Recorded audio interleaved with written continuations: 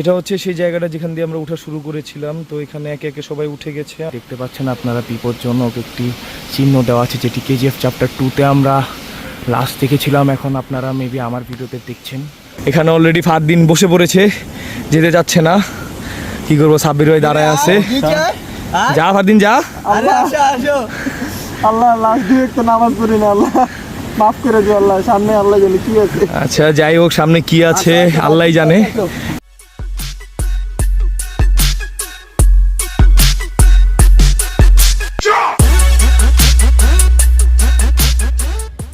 আসসালামু আলাইকুম, আমি মাহিম রহমান শাফিন, নিশানাতের একজন মেম্বার।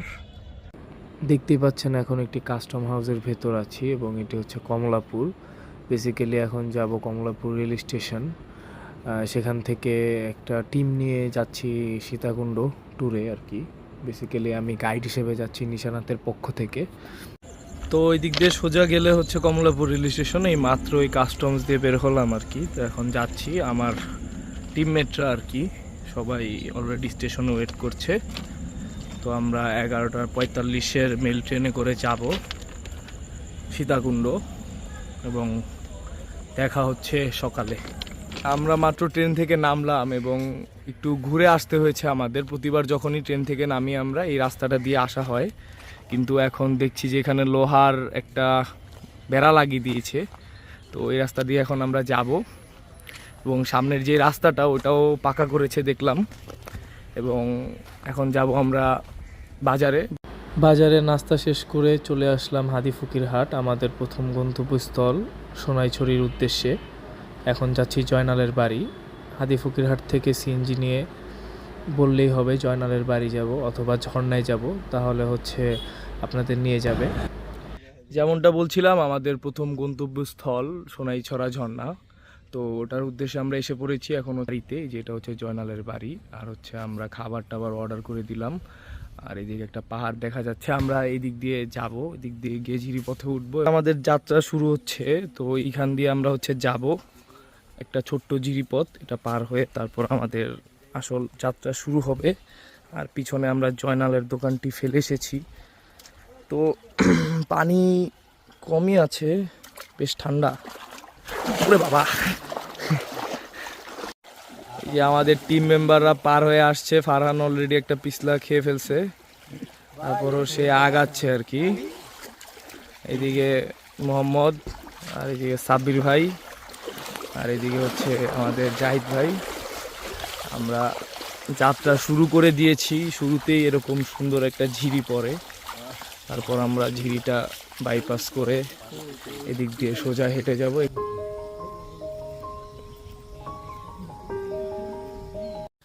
তো যা বলছিলাম, এটা হচ্ছে আমাদের নিশানাতের আর কি প্রথম কমার্শিয়াল ট্যুর। যেহেতু আমার ছোট ভাই ফারহান আমাকে গাইড হিসেবে নিয়ে এসেছে, বললো যে ভাই চলেন সীতাকুণ্ড যাই, আপনি তো গেছেন অনেকবার, তো কয়েকটা জায়গা ঘুরে আনেন। এখন আসলাম আর কি, বেস্ট যে জায়গাটা সেটা দিয়ে নিয়ে আসলাম সীতাকুণ্ডের।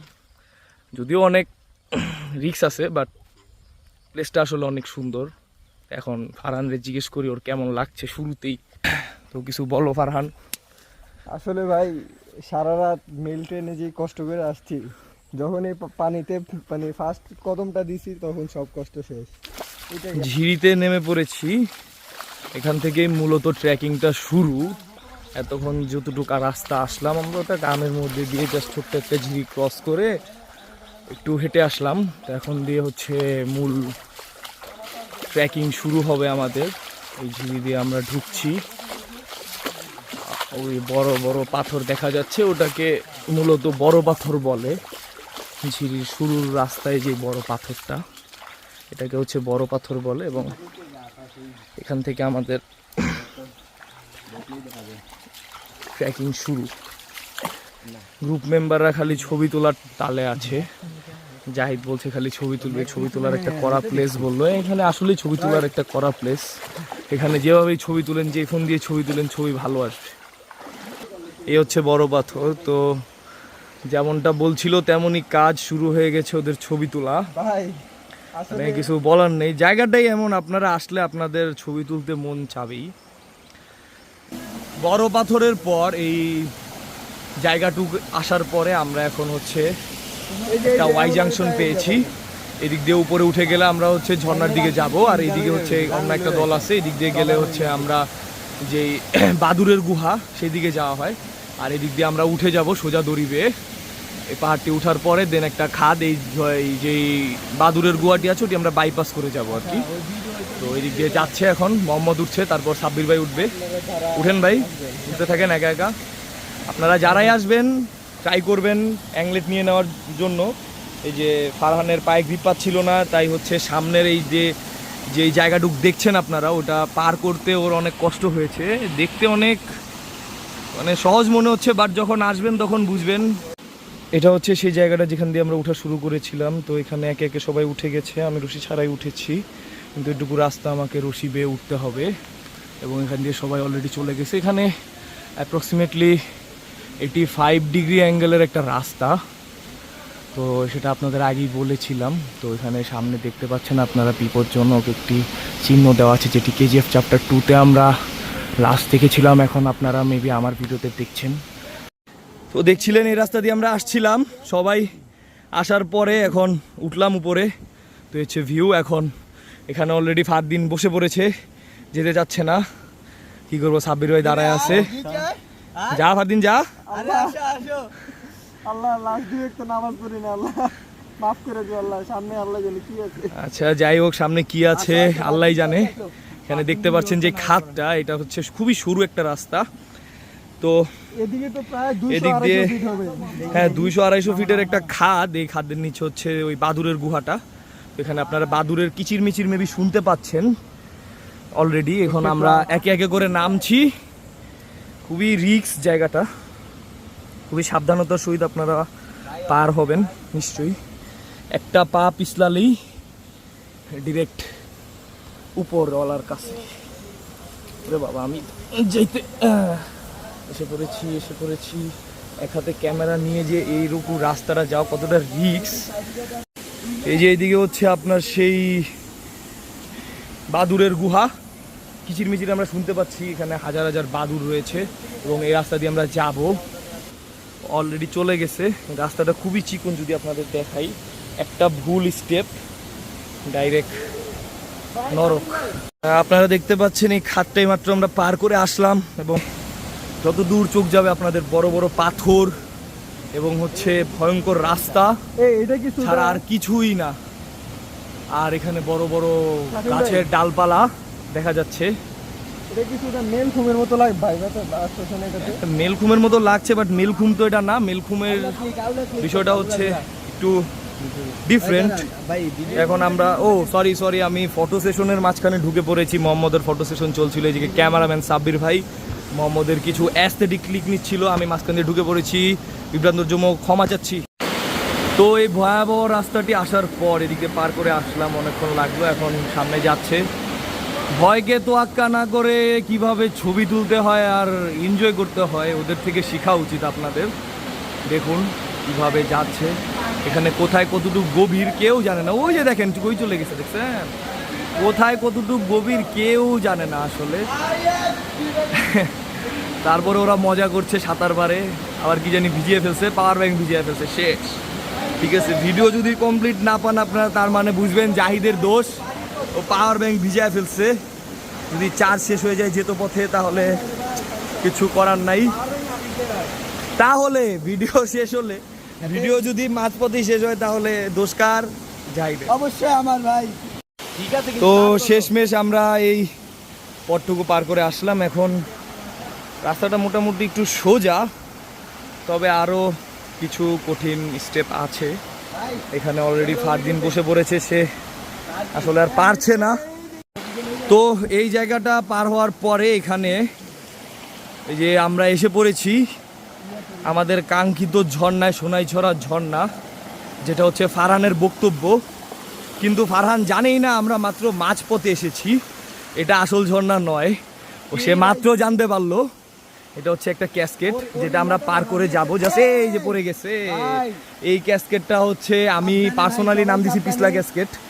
কারণ আমি যখন ফার্স্ট টাইম এসেছিলাম তখন আমি 6 বার পড়েছি এখান দিয়ে। তো আপনারা একটু সাবধানতা অবলম্বন করবেন। এই যেখানে যে খাঁচ কাটাগুলো আছে এখানে আপনারা হচ্ছে পাড়া দিবেন। এদিক দিয়ে পড়লে ভাই অনেক ব্যথা পাওয়া যায়। আসলেই আমি নিজে পড়ছি, আমি জানি। ওরা দুজন ভাবছিল যে এটাই হয়তো বা আমাদের সেই কাঙ্ক্ষিত ঝর্ণা, বাট এটা যে জাস্ট মাঝ পথ সেটা সে বুঝেনি এখনো। আমরা সামনে যাচ্ছি, আগাচ্ছি, এবং সামনে যে দেন হচ্ছে আসল ঝর্ণাটা দেখবো। তো ওই ক্যাসকেডের ধাপটা পার করার পর এখন আমরা সামনের দিকে আগালাম, এবং এই সামনে যে বড় আরেকটা পাথর এখানে আছে। আমরা এতক্ষণ স্মুথলি আসছিলাম, এখন এই পাথর দিয়ে যাব। শেষ কই, আরে শেষ আর একটু সামনে যা। গাইডদের কথা যে বিশ্বাস করতে হয় না মাঝে মধ্যে, সেটা আসলে ওরা বুঝতে পারতেছে হারে হারে। বলে বলে অলরেডি 40 মিনিট 45 মিনিট ধরে হাঁটাচ্ছি। এখনও ঝর্ণায় যেতে যদিও 20 মিনিট লাগবে, আসতে বললাম, ওরা শুনে নেয়। ওদের বলছি এই যাইসা পড়ছি, ঠিক আছে আরও 20 মিনিট লাগবে। তো যাচ্ছে, ওই যে আবার পড়ে যায়। অনেক বড় এবং কঠিন একটা ট্রেকিং এর পর এই পথ দিয়ে আসার পরে আমরা এখন আমাদের কাঙ্ক্ষিত ঝর্ণা এই সোনাইছড়ি সেটাতে আসছি। এটা দেখছেন কিভাবে পড়ছে তো পড়ছেই। এখন আমরা ঝর্ণায় কেউ যাইনি, ওরা হচ্ছে একটু রেস্ট নিচ্ছে, ঝর্ণার সৌন্দর্যটা উপভোগ করছে এখান থেকে।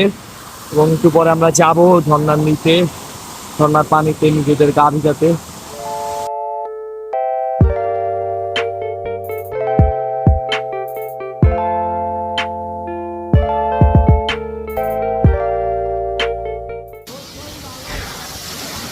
ইতিমধ্যে একটা মজার বিষয় আবিষ্কার করলাম যে প্রথমবার যখন সোনাইছড়ি ঝর্ণায় আসা হয়েছিল, আমি ঠিক এই গেঞ্জিটা পরাই ছিলাম। এটা আমার এই নিয়ে চতুর্থবার। মানে আমার মনে হয় একই ফিলিং, প্রথমবার এসে যেই ফিলিংটা হয়েছিল আমার নিজের, এবার এসেও সেই একই ফিলিং। তো অ্যারাউন্ড 30 মিনিট আমরা ঝর্ণায় ঝাঁপালাম, তারপর ভিজলাম। এখন এই যে আমার পিছনে সবাই পুরো গ্রুপ, এখন আমরা ঝর্ণার পাশ দিয়ে যে পাহাড়ি রাস্তাটা গেছে চলে যাব। অর্ধেক উঠে গেছি অলরেডি, অর্ধেক উঠে গেছি। তো এই যে এদিক দিয়ে সোজা উপরে চলে যাব এবং সুন্দর করে নেমে যাব। তো এই রাস্তাটা হচ্ছে একটু সোজা, মানে trekking com, risk com, but পা পিছলালে তো ভাই আর বাঁচার কোনো উপায় নেই। তো এই পাহাড়ি রাস্তা ধরে আমরা উঠছি, ওরা উঠছে, ওদেরকে দেখা দিলাম কিভাবে উঠতে হবে। তো ওইদিকে নিচে যে পাহাড় পুরোটা বোঝা যাচ্ছে না, যদিও এই দিকে হেঁটে আসলাম, না হলেও 400 ফিটের মতো উঠে গেছি আমরা। আর একটু উঠতে হবে, দেন আমরা নামা শুরু করব। উঠছি আস্তে আস্তে। এখানে মানে এমন একটা অবস্থা, পায়ে গ্রিপ পাওয়া যাচ্ছে না, কারণ মাটি এবং পাথর।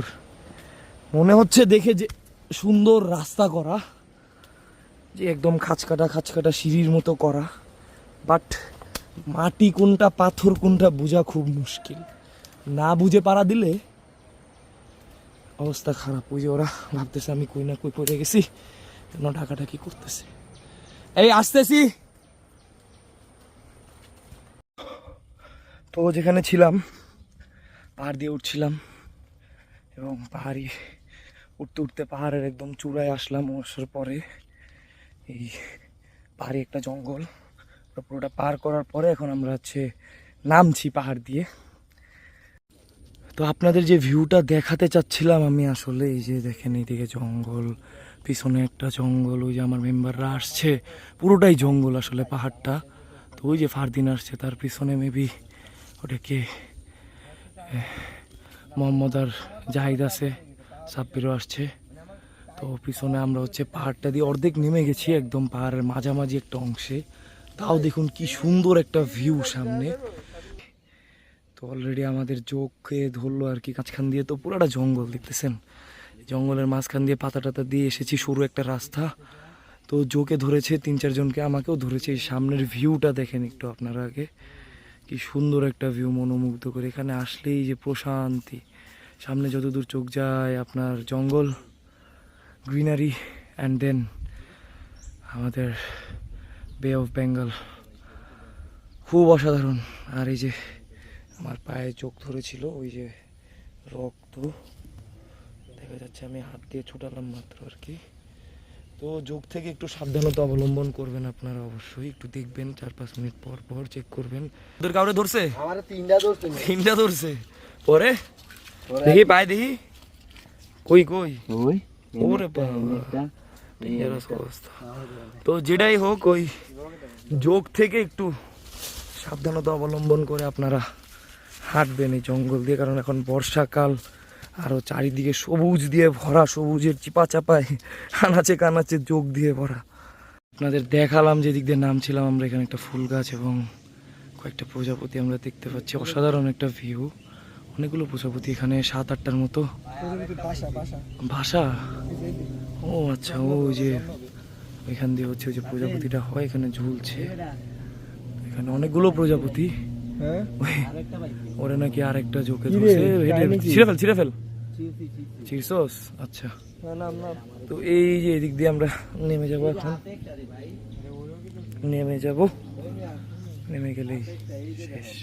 তো যেটা বলছিলাম আর কি, ওই আপনার কিছু ফুল দেখলাম এবং তারপর মৌমাছি না, বাটারফ্লাইস, কিছু প্রজাপতি দেখলাম আমরা, কালোর মধ্যে হলুদ কিছু প্রজাপতি ছিল।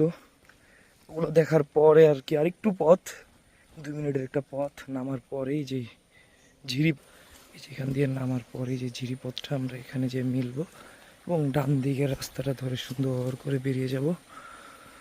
আমাদের ট্রেকিং অফিসিয়ালি এখানেই শেষ। তো আমি সবার আগে শেষ করছি।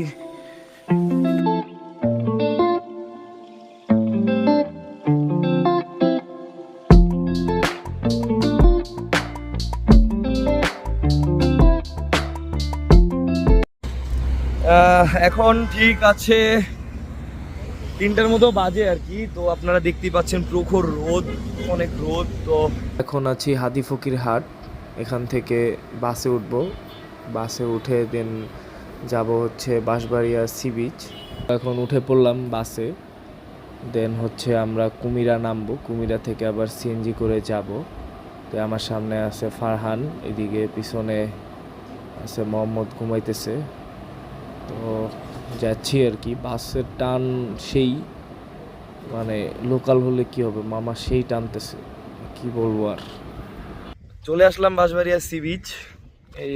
এদিকে এক পাশে হচ্ছে পাহাড় আপনার পিছনে দেখতে পাচ্ছেন, আর এদিকে হচ্ছে বাঁশবাড়িয়া আপনার ফেরিঘাট যেটা, আর এদিক দিয়ে হচ্ছে আপনার সমুদ্র। তো আমরা বাঁশবাড়িয়া ওই বিচে আর নামছি না এখন, এই ফেরিঘাট আমরা হচ্ছে ওই জায়গাটাতে যাবো, সবুজে ঘেরা একটা জায়গা, ওই গাছপালাগুলো, ওখানে যাই বসবো। ওই জায়গাটা দেখতে অনেকটা গুলিয়াখালীর মতো, আমরা ওদিকে যাচ্ছি আর কি।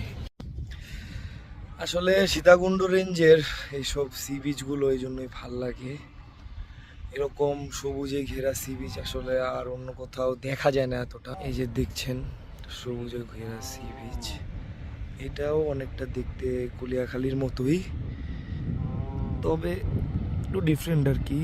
এই রেঞ্জের মানে মিরসরাই এবং সীতাকুণ্ড রেঞ্জের যেসব মানে সি বিচগুলো আছে সবগুলোই মোটামুটি দেখতে এরকম।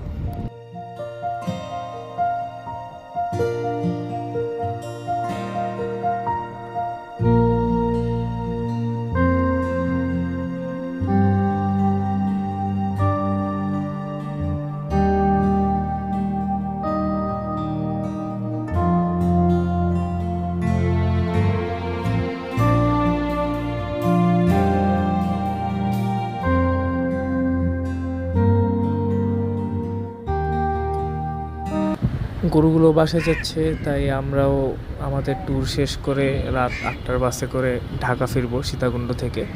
আপনারা চাইলে মেল ট্রেনে করেও ফিরতে পারেন, অথবা বাজেট একটু বেশি থাকলে আমাদের মতো বাসে করেও ফিরতে পারেন।